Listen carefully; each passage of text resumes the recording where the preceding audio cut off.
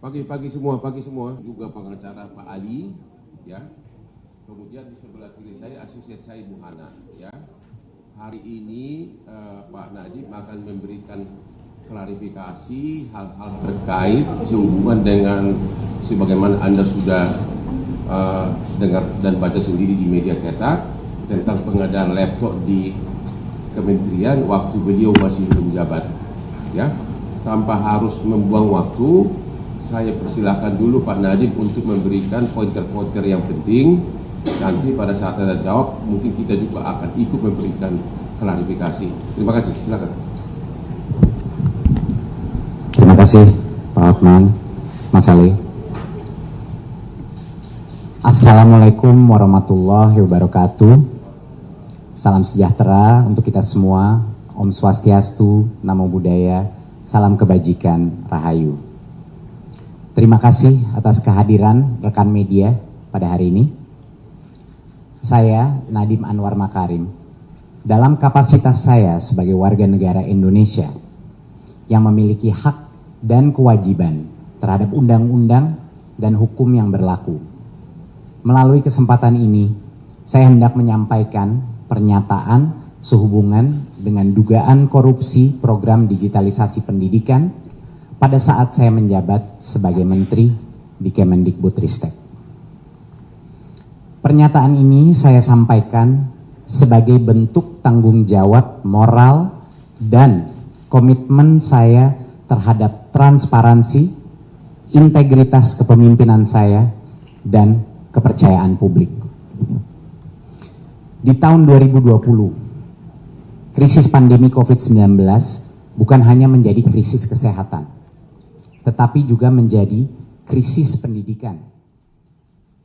Kemendikbudristek harus melakukan mitigasi dengan secepat dan seefektif mungkin, agar bahaya learning loss atau hilangnya pembelajaran bisa kita tekan.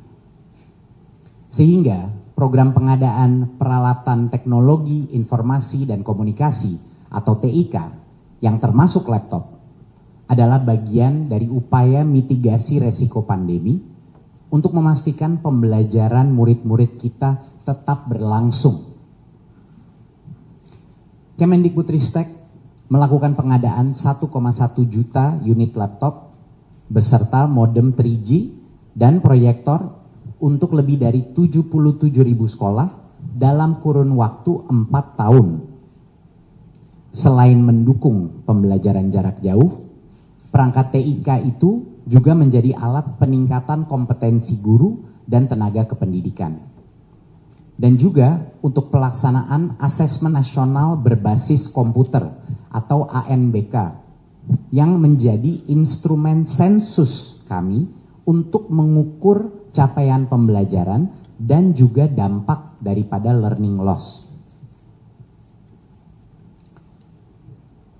Saya sepenuhnya menyadari bahwa dalam setiap kebijakan publik, pengawasan dan akuntabilitas adalah hal yang tidak bisa ditawar. Selama saya menjadi Mendikbudristek, setiap kebijakan dirumuskan dengan azas transparansi, keadilan, dan itikat baik. Untuk menanggapi proses hukum yang saat ini tengah berjalan terkait pengadaan laptop Chromebook, saya menyampaikan hal-hal berikut. Saya menghormati dan mendukung sepenuhnya proses hukum yang sedang berlangsung. Penegakan hukum yang adil dan transparan adalah fondasi negara yang demokratis. Saya siap bekerja sama dan mendukung aparat penegak hukum dengan memberikan keterangan atau klarifikasi apabila diperlukan.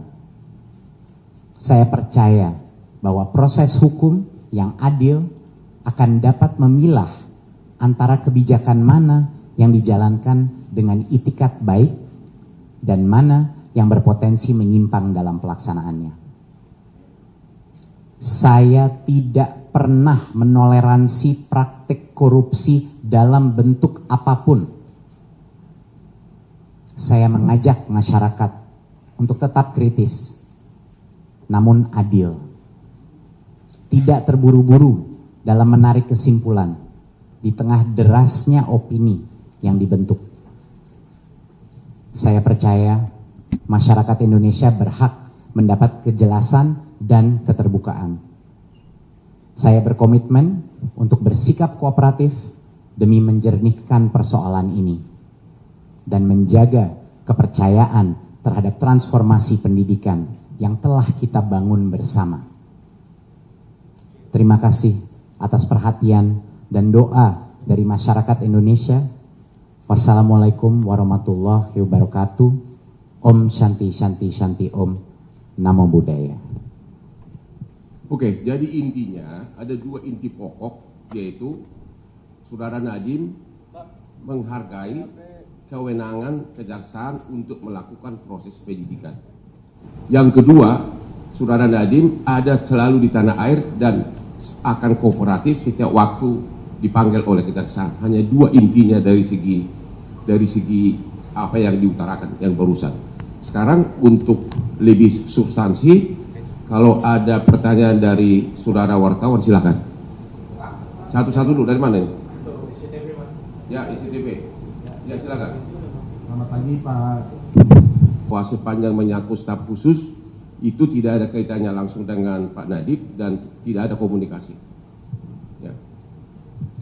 Saya Fedro dari Tempo. Mas izin menanyakan, kenapa waktu itu pengadaan laptopnya itu dipilih untuk menggunakan Chromebook dan bukan Windows? Dan yang kedua, nanti menambahkan perlu dijelaskan sebagai berikut, bahwa sebelum periode beliau sebagai menteri memang pernah ada penelitian khusus untuk 3T, itu daerah tertinggal yang tidak ada internetnya.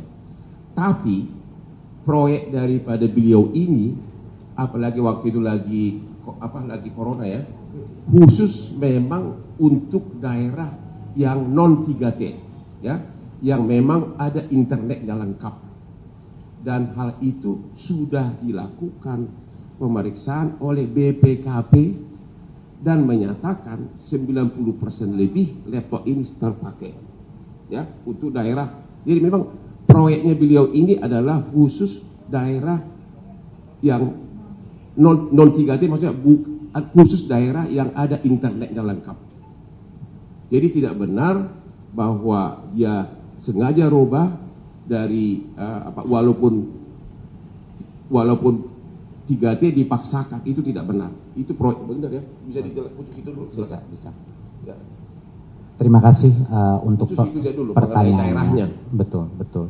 Jadinya memang sepengetahuan saya ada narasi bahwa ada kajian yang menyebut bahwa Chromebook itu tidak cocok untuk diaplikasikan di sekolah. Saya ingin klarifikasi. Memang ada uji coba Chromebook yang terjadi sebelum masa kementerian saya. Jangan lupa ya, sebelum. Ya. Dan uji coba tersebut itu dilakukan di daerah 3T. Saya ingin mengklarifikasi bahwa proses pengadaan laptop yang terjadi di masa jabatan saya tidak ditargetkan untuk daerah 3T. Yang boleh menerima laptop dari pengadaan ini hanya sekolah-sekolah yang punya akses internet. Itulah alasannya juga pengadaan ini bukan hanya laptop, tapi juga ada modem Wi-Fi 3G dan juga proyektor dan lain-lain yang diberikan untuk bisa mengakses internet itu. Jadi Kemendikbudristek membuat kajian yang komprehensif, tapi targetnya itu adalah bukan daerah 3T. Dan di dalam Juknis sangat jelas hanya boleh diberikan kepada sekolah yang punya internet. Ya. Nah, untuk menjawab mengenai kenapa Chromebook, ya, ini menurut saya sangat penting bahwa dalam pengadaan sebesar ini kita harus selalu berhati-hati dan melakukan kajian dengan detail. Tim di Kemendikbudristek melakukan kajian mengenai perbandingan antara Chromebook dan operating system lainnya. Dan satu hal yang sangat jelas pada saat saya mencerna laporan ini adalah dari sisi harga, Chromebook itu kalau speknya sama selalu 10-30% lebih murah. Dan bukan hanya itu saja, operating sistemnya Chrome OS itu gratis, sedangkan operating system lainnya itu berbayar dan bisa berbayar sampai 1,5 sampai 2,5 juta tambahan. Di luar itu ada berbagai macam fungsi. Mohon rekan media mengingat bahwa ini adalah untuk fungsi pendidikan, di mana keamanan murid-murid dan guru-guru kita menjadi prioritas di Kemendikbudristek. Dan salah satu hal terpenting dari kajian tersebut adalah kontrol terhadap aplikasi yang bisa ada di dalam Chromebook ini untuk melindungi murid-murid dan guru-guru kita dari pornografi, judi online, dan digunakan untuk gaming dan lain-lain. Itu bisa terjadi tanpa biaya tambahan lagi. Sedangkan operating system lain akan ada biaya tambahan. Jadi berbagai macam alasan di dalam kajian ini benar-benar menunjukkan kenapa ada keunggulan dari aspek Chromebook. Dan satu klarifikasi lagi bahwa Chromebook itu bisa digunakan secara offline walaupun fiturnya lumayan terbatas. Terima kasih. Jadi pertanyaan pertama yang paling basic adalah, kan yang pertama kan seolah-olah Nadiem ini merubah kajian. Itu paling basicnya di situ. Unsur melawan hukum yang dituduhkan itu merubah kajian agar Chromebook dimenangkan. Ternyata itu dua kajian yang berbeda. Kalau kajian yang pertama itu adalah untuk daerah 3T, yaitu daerah tertinggal, pokoknya daerah tertinggal lah. Itu ada dilakukan kajian itu sebelum beliau jadi menteri. Nah, kenapa? Jadi yang mengatakan bahwa tidak cocok itu untuk daerah tertinggal itu memang tidak cocok, tapi kan proyek beliau ini bukan untuk daerah tertinggal.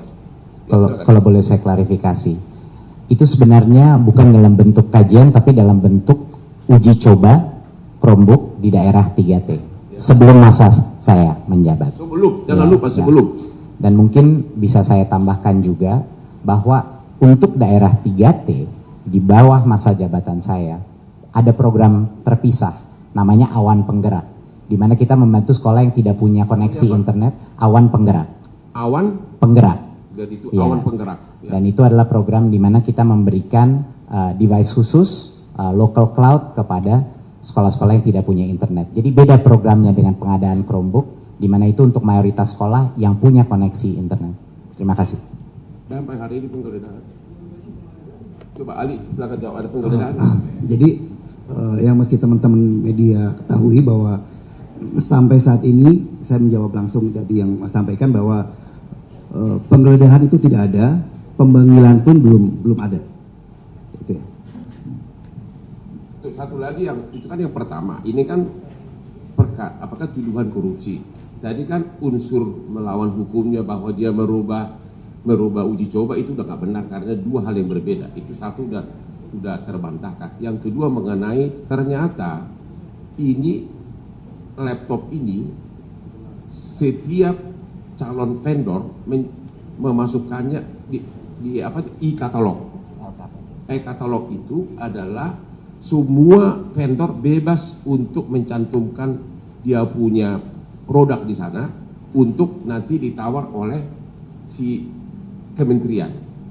Dan itu e-katalog diawasi langsung oleh LKPP, Lembaga Kajian Pengadaan Barang dan untuk pengadaan barang pemerintah. Jadi di e-katalog itu ada begitu banyak jenis-jenis laptop, ya, dan dengan spesifikasinya nanti dipilih salah satu. Jadi benar-benar open, terbuka. Dan akhirnya menurut BPKP di e-katalog itu harganya sekitar 6 sampai dengan 7 juta. Ternyata harga jadi yang dibeli oleh kementerian adalah sekitar 5 jutaan. Jadi jauh lebih murah dari harga yang tercantum di e-katalog. E-katalog adalah dokumen resmi yang terbuka untuk umum yang dikelola oleh LKPP, lembaga yang di bawah langsung pemerintah kita, bagian dari pemerintah kita. Dari unsur merugikan kerugian negara itu sudah terbantahkan dengan e-katalog tersebut. Kira-kira begitu. Ya,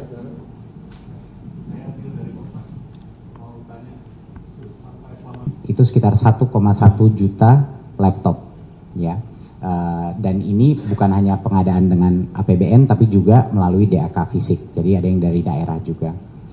Nah, saya mau mungkin mengklarifikasi bahwa tidak mungkin kita melakukan pengadaan sebesar ini tanpa ada program evaluasi dan monitoring setelahnya.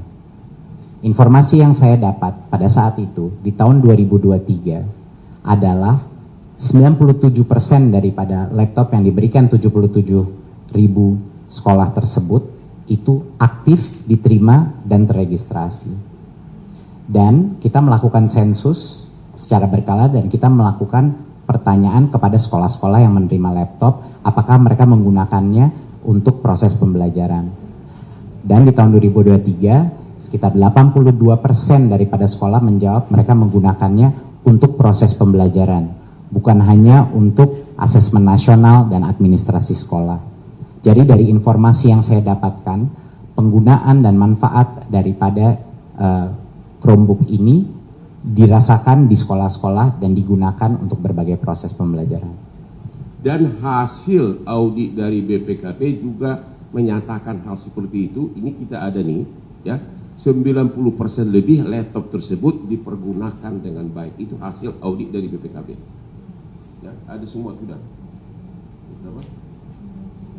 99%.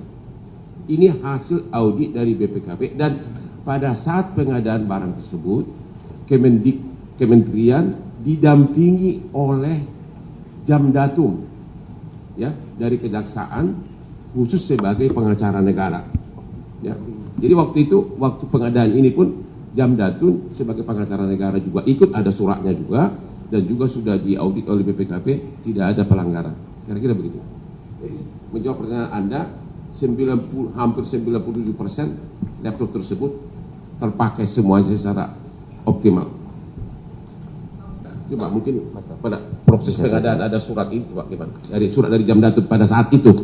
Terima kasih untuk pertanyaannya. Ini mungkin poin yang sangat penting mengenai proses daripada pengadaan. Seperti yang saya bilang, azas transparansi dan azas meminimalisir konflik kepentingan menjadi prioritas utama dalam proses pengadaan ini. Seperti yang tadi sudah dibahas, kewenangan untuk menentukan harga dan juga penyedia vendor siapa saja yang bisa menawarkan produk itu tidak ada di Kemendikbudristek. Itulah alasan kenapa proses pengadaannya bukan melalui penunjukan langsung, bukan melalui tender, tapi melalui e-katalog LKPP, sehingga konflik kepentingan itu diminimalisir. Di luar itu, kami memastikan bahwa ada pendampingan dari berbagai macam instansi. Pak Hotman tadi sudah menyebut mengenai BPKP dan melakukan audit dalam proses ini. Kami dari awal proses mengundang Jamdatun, mengundang Kejaksaan untuk mengawal dan mendampingi proses ini agar proses ini terjadi secara aman dan semua peraturan telah terpenuhi. Di luar itu pun kami melakukan, Kemendikbudristek melakukan konsultasi kepada KPPU untuk memastikan bahwa tidak ada unsur monopoli di dalam proses pengadaan ini. Jadi sudah berbagai macam jalur yang ditempuh untuk memastikan bahwa pengadaan sebesar ini yang memang selalu kami mengetahui dari awal pasti ada resikonya, dikawal dengan berbagai instansi. Jadi itu adalah hal yang ingin saya utarakan. Inilah salah satu alasan kenapa saya juga terkejut waktu mengetahui berita ini, dan itu yang sekarang saya melihat semua dari ke belakang, dan saya ingin masyarakat mengerti bahwa seluruh proses azas transparansi dan meminimalisir konflik kepentingan sudah dilaksanakan. Jadi saya tambahkan di sini agar lebih detail. Tadi ada pertanyaan. Jadi pada saat pengadaan tersebut diminta pendampingan dari Kejaksaan Agung, dalam hal ini Jamdatum, sehingga keluarlah surat dari Jamdatum tanggal 24 Juni 2020, ya, yang isinya jelas-jelas menyebutkan ya untuk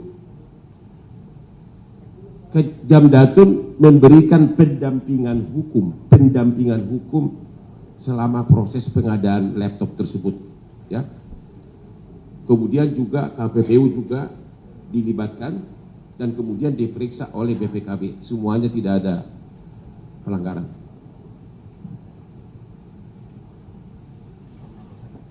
Ini adalah suratnya di Jamdatun ya.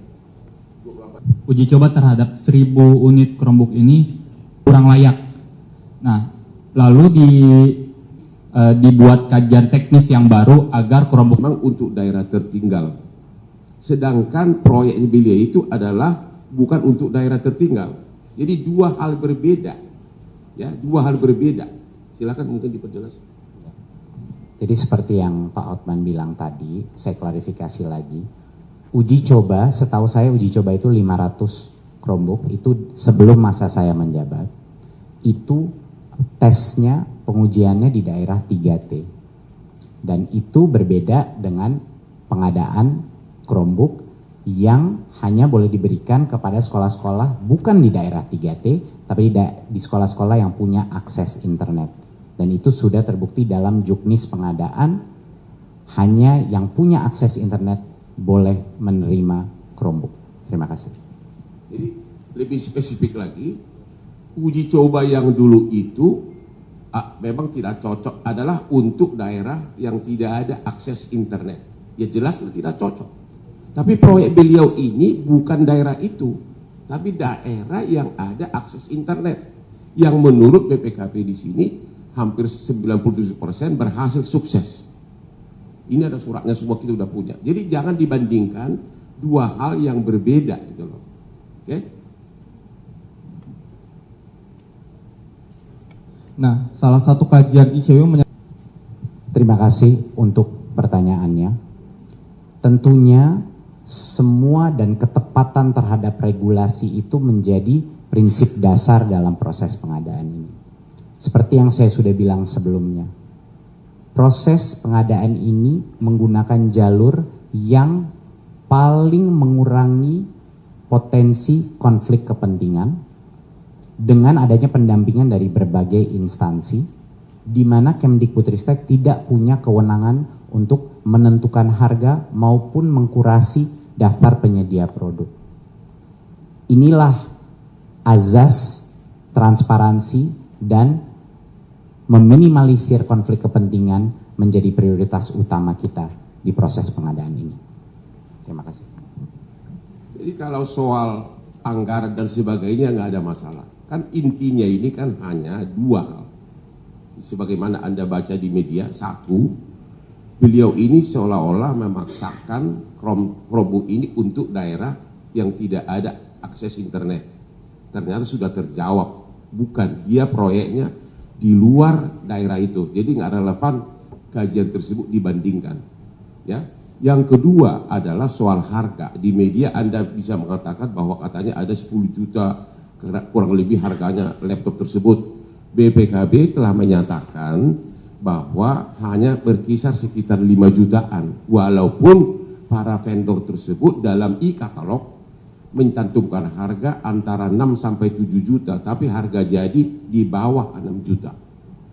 Itu sudah mengenai harga sudah terjawab juga. Sudah tuntas semuanya, masih ada? Terima kasih untuk pertanyaannya. Seperti yang saya bilang sebelumnya, Kemdikbudristek tidak punya kewenangan dalam menentukan siapa yang boleh menjadi penyedia, siapa yang boleh menawarkan produk.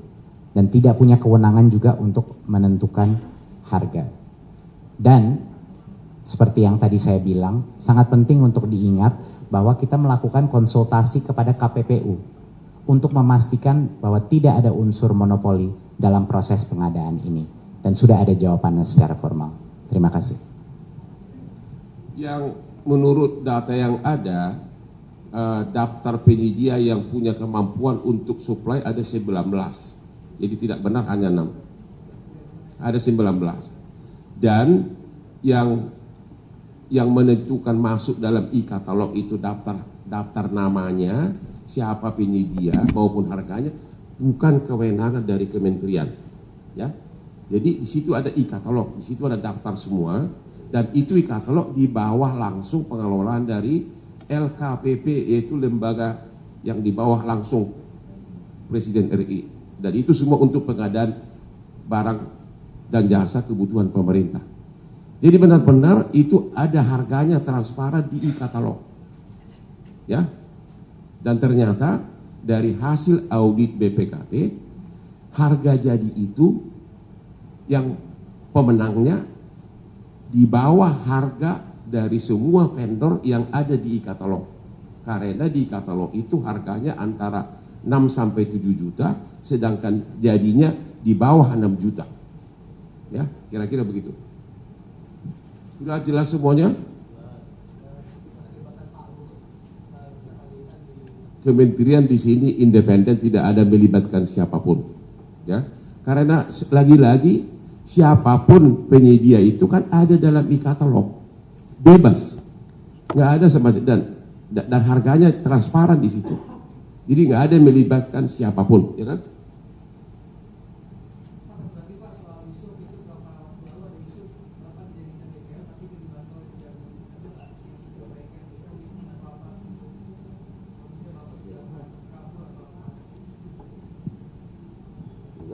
Dari kemarin Nadiem ada di Jakarta, dia siap setiap waktu untuk, dia udah bilang tadi kooperatif, bagaimana DPO, dia ada di sini sehat walafiat.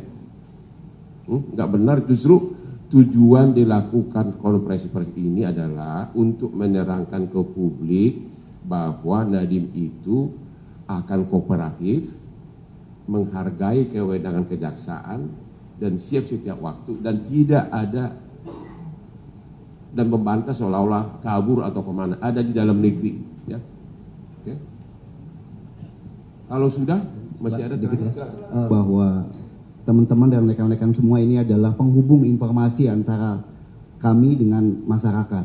Nah, jadi saya mohon apabila ada hal-hal atau informasi-informasi yang berkaitan dengan kasus dan klien kami, tolong konfirmasi ke saya sebagai penasihat hukum beliau.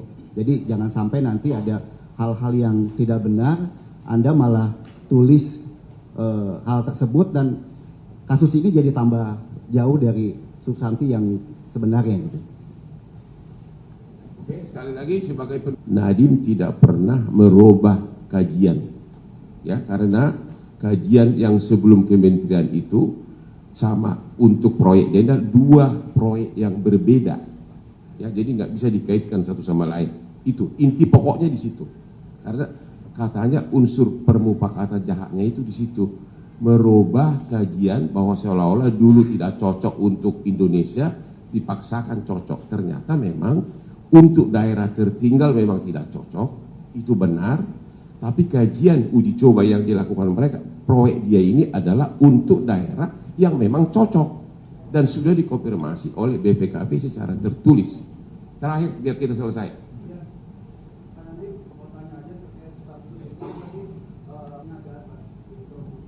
Kalau mengenai status itu kan ini kan ada panitianya resmi, ya, ya tidak ada kaitan ke sana, ya, benar ya, mau ditangkap soal itu.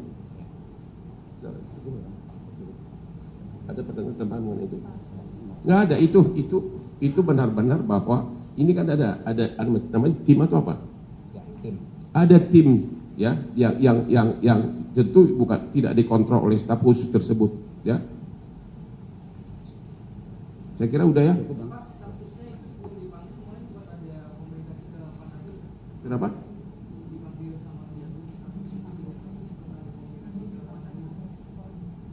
Saya kira yang ada koordinasi antara Pak Nadiem dengan Hotman Paris dan Pak Ali. Yang koordinasi dengan yang lain tidak ada, ya. Oke, jangan nanya-nanya gitu aneh-aneh deh kamu. Manji. Mungkin saya klarifikasi. Itu bukan uji coba, di masa saya bukan uji coba, tetapi kajian mendalam, perbandingan berbagai operating system yang dilakukan dengan jangka waktu yang cukup lama. Dan hasil dari kajian tersebut menjadi konsiderasi untuk keputusan untuk menentukan spek. Karena jangan lupa, di Kemendikbudristek kewenangannya adalah untuk menentukan speknya saja. bukan penentuan harga, bukan penentuan penyedia vendornya siapa saja. Terima kasih. Kalau pertama mengapresiasi seluruh rekan media yang bisa datang hari ini. Terima kasih udah mendengarkan klarifikasi dari saya. Dan yang kedua, saya juga ingin menyampaikan apresiasi kepada aparat penegak hukum, dan saya ingin mengulang lagi komitmen saya untuk membantu proses hukum secara penuh. Terima kasih sekali lagi. Wassalamualaikum warahmatullahi wabarakatuh.